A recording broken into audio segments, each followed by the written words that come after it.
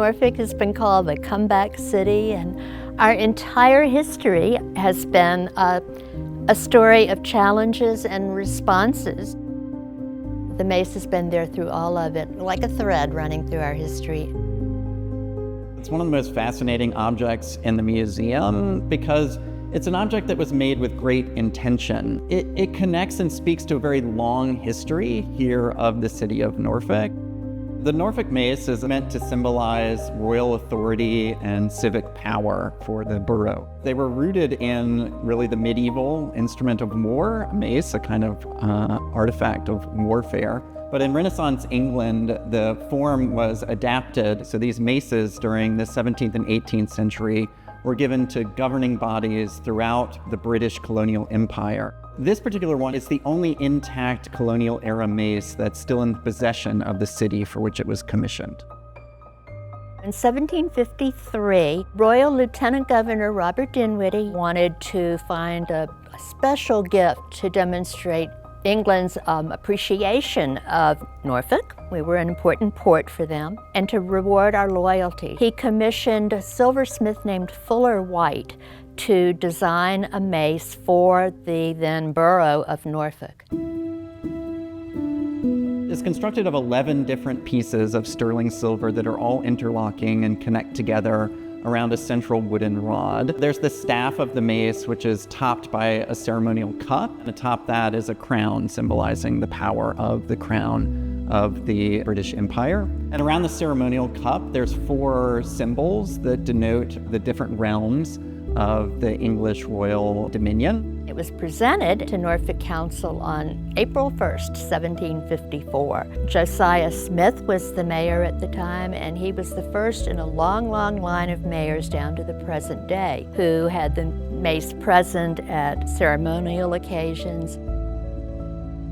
At the outbreak of the American Revolution, in December of 1775, Norfolk was a city that had really a large loyalist population. Many of the people, particularly loyalists, flee the city of Norfolk and they seek protection from the British forces, many of whom are parked in boats in the Elizabeth River. Eventually, the British fleet fires upon the revolutionary militias. The city is pretty much decimated after that point, but thankfully, the people of Norfolk had spirited the mace out of the town. The mace, one of the borough seals, and some other papers and precious documents were taken from downtown Norfolk out to Kemp's Landing, which is now Kempsville. And they were buried out there for the duration of the Revolutionary War, just so they wouldn't fall into enemy hands. By 1788, when Virginia ratified the Constitution, we were back enough that we had this grand parade, and the mace was at the head of it.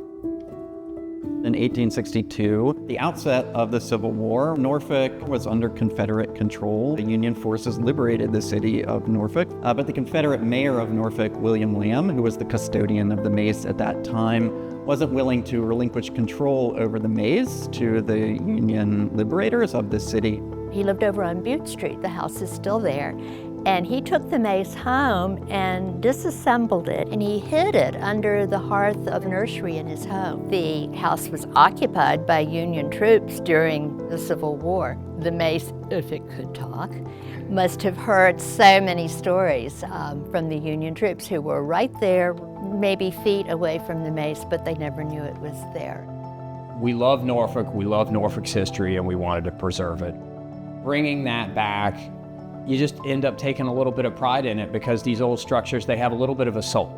It was recovered after the Civil War around 1866 and put back into use. In 1881, it was put into the Exchange Bank of Norfolk in a vault for safekeeping. The bank foreclosed in 1885 and next showed up in 1894 in a pile of basically trash in a storage room at the Norfolk Police Station. The police chief found it. In 1952, it was starting to show some wear. Remember, it was almost pure silver, which is very, very soft. And John Alfred decided to have 2 duplicates made of the mace. The replicas were made that could be used in other kinds of ceremonial functions. John took one of those duplicates to England in 1956 in preparation for the 300th anniversary of the landing at Jamestown. The following year, Queen Elizabeth came to Jamestown and she had heard about the mace and asked to see it. So they took the original to Jamestown and it was in the presence of a queen. And then in 1989, the mace was first placed here on loan at the Chrysler Museum of Art, where it's been ever since as a treasured object that we share as part of our mission to be free and open to the public, to come see and visit it at any time and interpret it anew for new generations.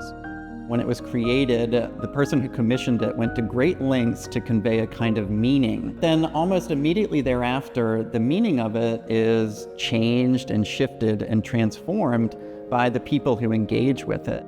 It's a symbol.